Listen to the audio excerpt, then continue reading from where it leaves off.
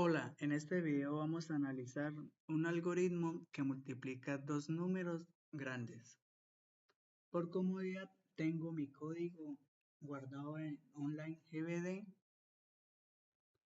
Entonces, para el análisis de este algoritmo, creamos una clase pública y estática llamada de tipo int con nombre multiply, que va a recibir dos enteros que estamos declarando en la clase main.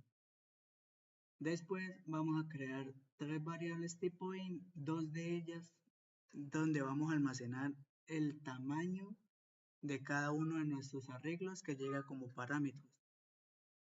Y el último la creamos int, un arreglo de tipo int para guardar el producto o la suma del tamaño del arreglo 1 y el arreglo 2.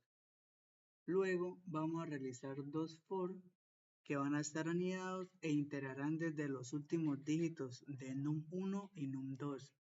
Y así podemos calcular la posición que vamos a guardar dentro del arreglo de result mediante result P2 y P1 para almacenar las unidades y las decenas respectivamente. Luego vamos a crear una variable de tipo entera llamada sum para sumarle la variable mul al valor que ya existe o ya está almacenada en nuestra variable result P2 y así hacer el ajuste del acarreo en el result P1. Ya después vamos a crear otra variable tipo int llamada start, la vamos a inicializar en 0 y con ella vamos a hacer el ciclo while. Eso es para que nos indique o nos apunte al primer dígito que sea diferente de 0 dentro del resultado. Es decir, con este ciclo vamos a ignorar los ceros que estén a la izquierda. Luego vamos a crear otro arreglo tipo entero para contener los dígitos que vayan desde la posición start hasta la posición de final result. De result. Y ya luego vamos a crear la clase main. Bueno, retornamos el valor de final result y tenemos en nuestra clase main los dos arreglos que va a ser nuestra fuente de datos, digámoslo así, o los números que vamos a querer multiplicar. Luego tenemos un arreglo tipo int llamado product que va a ser el llamado a nuestro método multiplex y le va a mandar num1 y num2. Y ya luego solamente con una impresión en consola vamos a poder ver la respuesta de esa multiplicación. Bueno, para saber el costo computacional de este algoritmo, tenemos que tener en cuenta que él va a trabajar sobre num1 y num2. Son los que, digámoslo así, mandan la parada del algoritmo. Entonces, en el primer for, él va a iterar n veces esto por cada dígito que esté en num1. Y el segundo for va a iterar m veces por cada dígito que esté en num2. Por ende, el costo algorítmico de esta sección del código va a ser O n por m.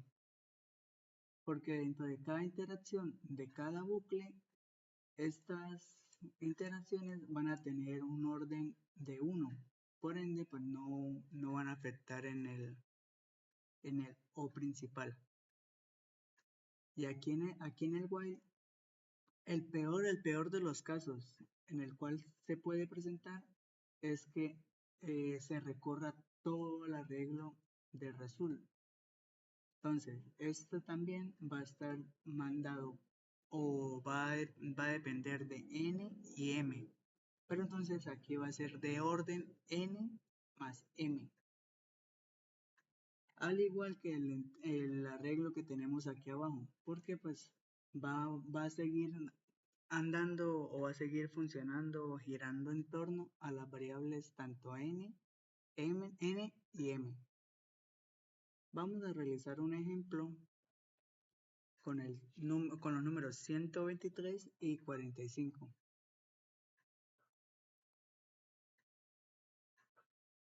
Entonces vemos que la multiplicación de esos dos números es 5535. Pero entonces, ¿qué pasa si yo coloco un número negativo? En este caso voy a poner el 123 y lo voy a correr. Acá ya cambia la respuesta y esto se debe porque al momento de hacer la multiplicación dígito a dígito, cuando se está guardando tanto las unidades y las decenas, este menos no se está contemplando. O sea, es decir, nuestro algoritmo no multiplica correctamente para todos los casos. Porque pues ya estamos viendo que si le pasa un número negativo, va a tender a fallar. Entonces, para poder realizar un manejo del símbolo, podemos tener un método alternativo antes de hacerle el llamado al método multiply dentro de la clase main. Y así podemos determinar si el resultado de la multiplicación va a ser negativo. Y pues nos vamos a basar en los signos de los números de estas entradas. Entonces, aquí antes de la llamada al método multiply, vamos a crear un boolean donde va a recibir una comparación, donde le vamos a decir que si num1 en la posición 0 es menor que 0 y num2 en la posición 0 es menor que 0, esto lo vamos a hacer para determinar el signo. Ya luego, usando mat.abs, vamos a pasar nuestras entradas a un valor absoluto. Entonces ya luego, después de que listo, llama el método, necesitamos volver a mostrar o volver a incluir el signo que acabamos de, entre comillas, capturar o de manejar. Entonces vamos a hacer un ciclo if donde le vamos a pasar el boolean y dependiendo del valor que tenga el boolean, al producto en la posición 0 se va a multiplicar por -1. Y con esto ya tendríamos, digámoslo así, que el problema de los números negativos solucionado. Entonces voy a guardar y vamos a hacer la prueba. Y efectivamente ya nos da la respuesta que estábamos esperando. Muchas gracias y nos vemos en un próximo video.